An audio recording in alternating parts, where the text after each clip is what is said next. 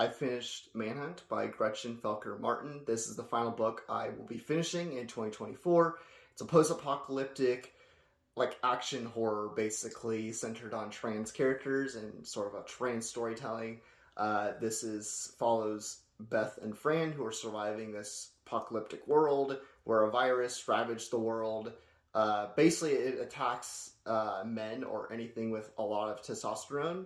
So that's why trans people and cis women are all surviving in this world, at least for trans people, if they have the estrogen and things like that they need to keep their testosterone levels down.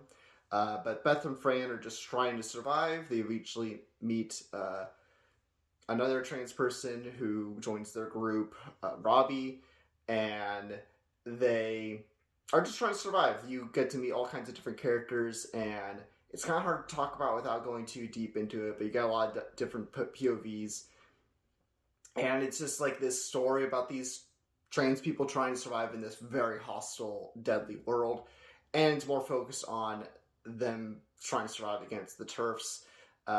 They are basically just straight up Nazis. I think the characters are great. I think the dynamics and the relationships and the personalities stand out so much, from the main characters I just mentioned to supporting characters like Indy. The TERFs, you get their perspective on things too. And I just think it's a really dynamic, kind of mean and depressing, but also sometimes very horny book, and very interesting take on a post-apocalypse. I think I love the idea of the apocalypse, and we've just seen zombies and virus and all that stuff, and this is sort of like 28 Days Later, except with like a Handmaid's Tale style to it also. Like the TERFs kind of remind me a little bit of the patriarchy from Handmaid's Tale, except obviously reversed, and it's a matriarchy, and their focus is less on...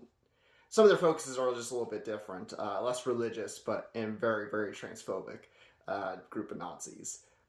I think while this book does a lot of things right, I just think it falls into some tropes that are sort of, and plot devices that are a little overdone, and there's one specific I'm thinking of that just made my roll my eyes at, and I was just like, really, we're doing this? I think, how do we get from point A to point B? And I think sometimes the book doesn't always take the most creative or the smartest route at times. And I also think some of the time jumps from like one day to another or 1 week to another sometimes gets a little weird, and sometimes I'm a little lost of like, wait, where are we? When are we? Who are we following? Some stuff like that. It's very few times, but there's just a couple weird times where I'm like, wait, what happened? What happened in between this time? Like, I feel like I'm missing some scenes in this book that just should have been in there. I also think it's a very sexual book. If you want a lot of spice with your horror, hopefully you'll really love this.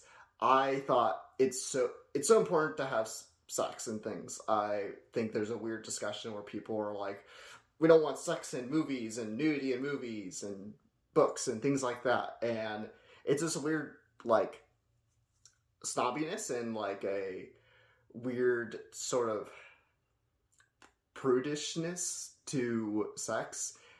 And I think this book does it in a way that's really smart overall, where, hey, these characters are kind of lonely because they've been in this, hostile environment. They're just trying to survive and things like that.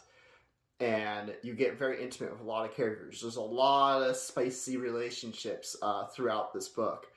Pretty much every character is getting laid at some point or another, or wants to get laid. I think at times, though, it doesn't develop relationships. I think at times it doesn't do anything for plot or really anything of substance. There's just sometimes where it's just it feels like it's being provocative for the sake of being provocative at times. While I think most of it should be kept in, there's some of it, though, that just is like, I feel like we could be doing something else here and doing something more meaningful here. So I think all the elements of the book are all, like, really solid and all really bring a lot of meaning to it, but also almost all of those elements end up having some negative to them, and it ends up kind of bringing the book down. And so I'm very uncertain about how exactly I feel about the book. I do know I like it, and I do know I recommend it. It's just, maybe it's just me, because I know this book has gotten so much appraisal, and maybe it's just because it's gotten so hyped up. I was expecting something maybe a little bit different. I also felt that the first act is super action packed and extremely intense, and then the second act is just all characters and storytelling. It's a lot slower and feels like a completely different book. It's excellent, except just the fact that, and this is more of a me thing rather than the book thing, but it just feels like I was like, okay, this is what I'm in for. And then we have such a huge shift in the second act, and that's so much longer, that I was just like, it was just kind of dragging a little bit for me. I think I wanted maybe storytelling, character development, and action to all be kind of more evened out. And it took me a lot longer to finish this book because of all these different issues and stuff like that, even though I probably should have finished it like over a week ago. But overall, I do recommend it. I would love to hear other people's thoughts, just because I think there's going to be such a nuanced conversation regarding this book about its pros and its cons.